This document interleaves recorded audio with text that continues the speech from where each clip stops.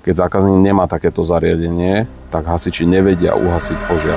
Tretí bod, ktorý je veľmi dôležitý, je ten fakt, že ak by došlo k nejakej udalosti, a udalosť na streche je veľmi výrazná udalosť, tak pokiaľ prídu hasiči hasiť a opýtajú sa zákazníka, či má nejaké zariadenie, ktoré rozpojí tie panely, ktoré sú na streche. Keď zákazník nemá takéto zariadenie, tak hasiči nevedia uhasiť požiar. A musia iba ochladzovať tú oblasť a urobiť všetko preto, aby sa požiar nerozšíril na ďalšie objekty, čo ale je teda veľmi nepríjemné, lebo oni to nechajú celé dohorieť. No a bavíme sa o tom, že hasiči nevedia uhasiť požiar, ktorý je pod prúdom viac ako 120 V jednosmerných a jeden panel má medzi 40 až 50 V.